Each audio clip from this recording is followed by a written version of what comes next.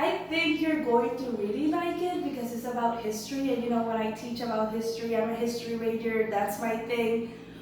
Today, we're going to be learning about the setting of a story and how important it is.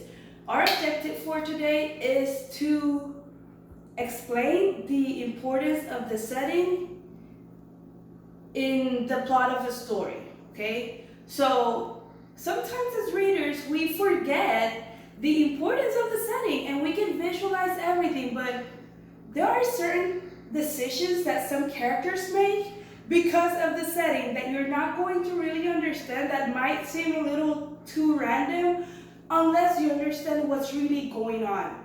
We're going to be reading historical fiction, which is a made-up story with made-up characters, but with a setting that is realistic, that seems like it could really happen in real life, or like it did really happen. Maybe you're reading a story about the Great Depression, or maybe you're reading a story about, I don't know, what's something that's really important right now?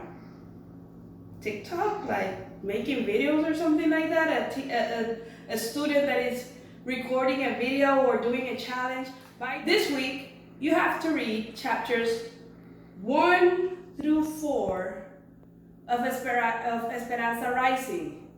And some things really important are going to happen, and in order to understand those things, you need to understand the Mexican Revolution. So today we're going to be learning a little bit about the Mexican Revolution, about setting, about historical fiction, and of course, art. The Mexican Revolution. To understand the Mexican Revolution, you have to know who Porfirio Diaz is. Porfirio Diaz was this dictator. He was in power for 31 years or so, and when he was president of Mexico, Mexico was not distributed properly. 40% of the Mexican territory was owned by 840 landowners. That's really messed up.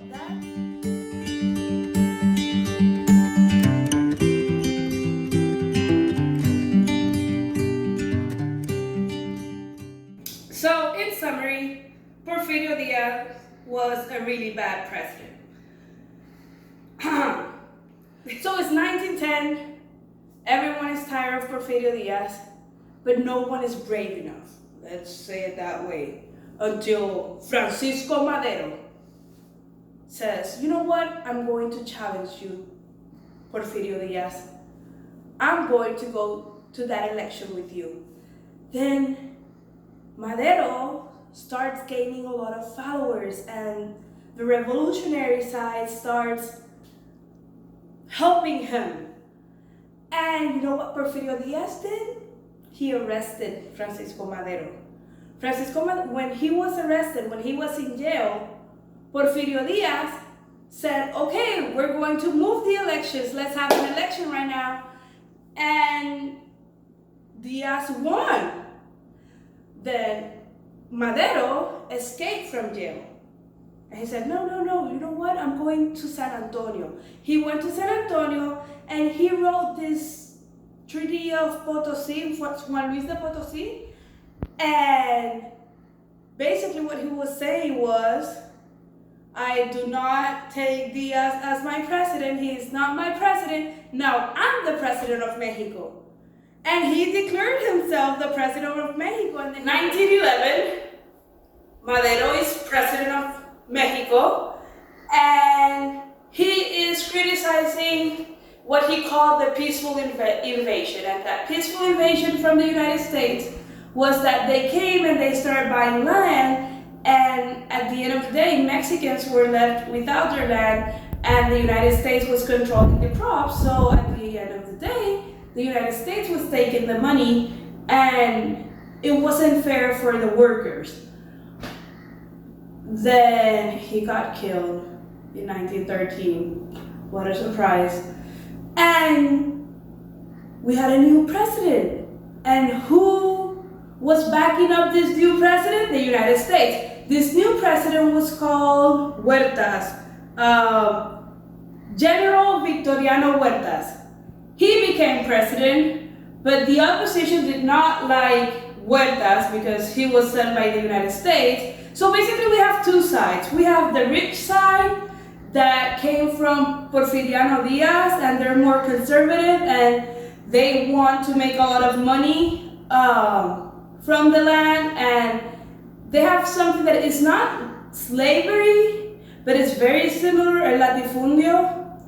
You can Google that if you want to learn more about it. And then we have the other side where we have the rebels that are workers, the majority of the time for these rich people, and the workers are tired of it.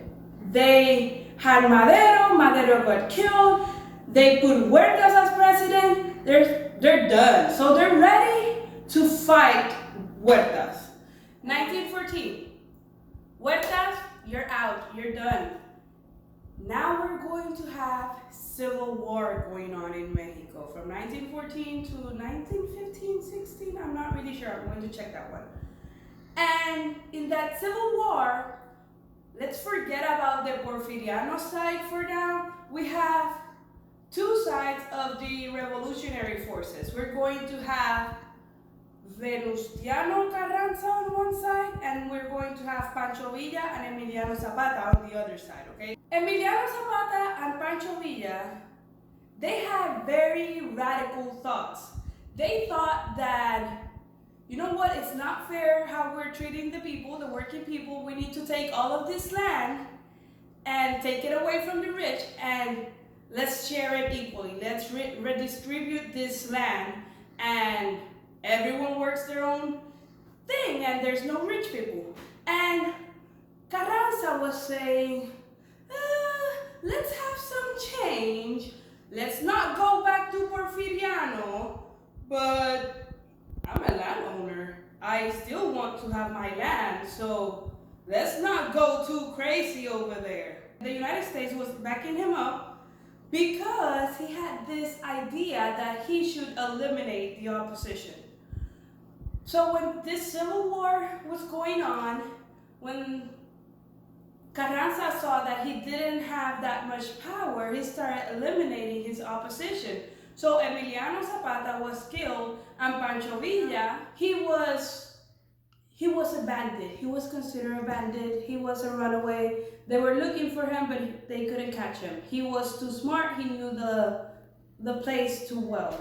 Carranza is president from 1914 to 1920, and there's a lot of conflict still going on because we have the Zapatistas and we have the revolutionary sides that are not content with Carranza, because Carranza, at the end of the day, did not implement the radical thoughts that he had, and he just said that he had them to convince the people. And this is something that happens through history a lot. So you need to pay attention when someone has a trend. That's why you need to read, so they can't really fool you. If you know that this happened in Mexico and that it happened somewhere else, you know the trends, you know when it's happening here, so you can revolt against that, okay?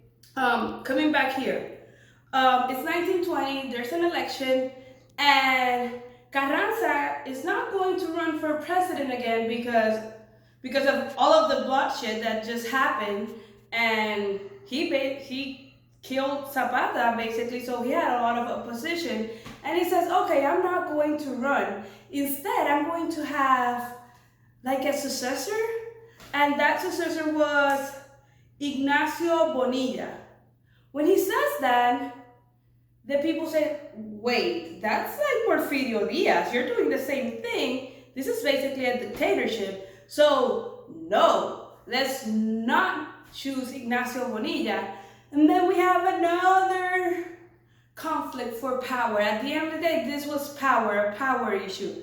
People trying to redistribute the land and people not wanting to give the land to the rightful owners, because the Aztecs and the Mayas were there before these conquistadors came and said, okay, let's cut this into pieces, and this is my piece and you work for me now, because that's how it happened, okay? No one knew who Bonilla was, so Adolfo de la Huerta wrote this Plan del Agua Prieta. Plan del Agua Prieta, yes. And that Plan del Agua Prieta said that, you know what, Carranza, you're not my president. We're not going to take Bonilla. Now I'm going to be the president. I'm going to run for president. And Alfonso de la Huerta did become president, but he only lasted like 6 months or so.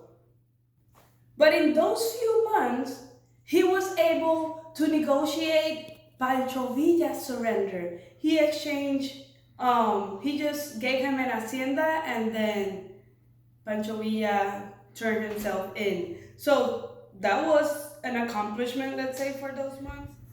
October 1920, and Álvaro de Obregón is elected president of Mexico. He's also a revolutionary, more on the conservative side, but he is going to be the first stable president that Mexico is going to have after those 10 years of armed conflict. And when he gets the power, he starts giving this message of hope and unity, trying to bring back the people together, trying to unify them. And that's when Mexican muralism starts. You know, those huge murals, colorful murals that we see when we go to La Gran Plaza, to a Mexican restaurant. When we see pictures, or maybe if you visit Mexico, you're going to see that Mexico is recognized because of its art and its famous artists like Frida Kahlo. And a fun fact, Diego Rivera, who was Frida Kahlo's husband, he was one of Obregón's favorite muralists. And that is going to be one of your tasks for this week, okay? I want you to create a mural inspired by the message of hope and unity, because right now we're going through some really difficult moments in history. This is definitely unforgettable, but I want you to show me in a way, in the way that you can, a message of hope. You know that mural, coronavirus, you know that mural that you have in the cafeteria, the sun that I did with Miss Record and Jorge? That was a message of hope for me. That was a message of light, of happiness. I want you to design your own mural inspired by the Mexican Revolution by Diego Rivera, Frida Kahlo, and send it to my email, naidimar.torres@fwisd.org. I want you to send your mural. The other thing that you're going to have to do, because let's go back to our objectives. Yes, I did not forget about my objectives, don't worry. We were going to explain the importance of the setting in the plot of a story. Our story for this week is Esperanza Rising, chapters 1 through 4. You have to read them. I'm not going to read them for you. That's your job. You can use this amazing quarantine time to read. Actually, that's one of my favorite activities, so you should do it too. And I want you to think of the Mexican Revolution while you're reading those chapters and think, why did that happen? Okay? There is one very important event related to the Mexican Revolution. I want you to think about certain decisions that Esperanza and her family are going to make that are strictly related to the Mexican Revolution. Because remember that this story happened right after the Mexican Revolution, okay? And once you infer their social status, you're going to infer what's going to happen to them, okay? And why they might make some decisions that are going to be very difficult, that some of your parents made too, some sacrifices. And I want you to relate that to the Mexican Revolution. If you go to Google Classroom, there's going to be certain activities for you to complete. But by the end of the week, you're going to be writing 3 paragraphs explaining the importance of the setting in Esperanza Rising, okay? Have a good day.